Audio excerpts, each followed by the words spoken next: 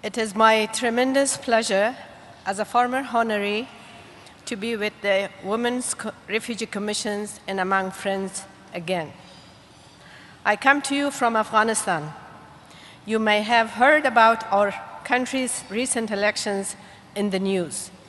The election is proof that a highly conflicted, tribal, and conservative society can move towards democracy despite the threat by armed opposition.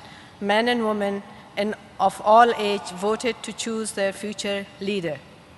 This is a clear sign that the people have rejected the Taliban mentality and extremism.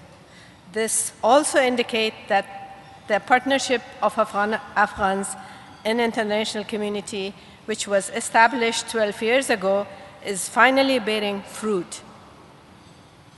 The election particularly showed that the enthusiasm of women to participate in the creation of a democratic, nonviolent Afghanistan. I have lived through several regimes such as monarchy, republic, communist, mujahideen, and Taliban. These regimes were all imposed upon the people of Afghanistan. Now we have a chance for a democratic society. We have come a long way.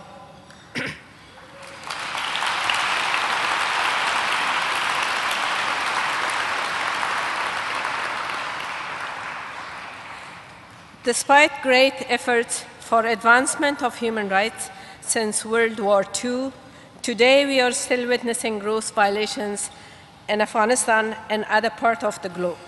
The suffering of refugees and internally displaced persons, and in particular women and children, is complex.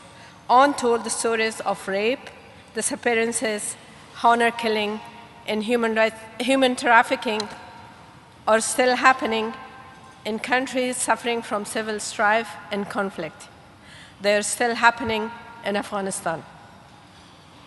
I lived for many years as a refugee without identity, as a wandering witness to violence and upheaval. I was always on the alert to face harassment, discrimination, and restriction on my freedom and human rights.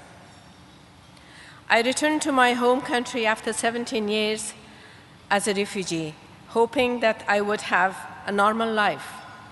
Today, my life is not normal, but I feel more comfortable at home with a sense that as an Afghan, I have respect, I have dignity, and someday there will be peace. But a peaceful society cannot be built without sustainable development or respect for human rights. Neither will be achieved without full participation of women as a half of the population. Today, I'm here to honor a sister who also fights for the human rights of women like me. She has survived great trauma. Mary Tal fled her homeland of Cameroon to avoid being arrested by her government, or worse, she was targeted because she was an activist speaking out on behalf of her people. Mary fled to South Africa, where she faced discrimination, xenophobia, and rejection. But she overcame these obstacles to become a true voice for voiceless.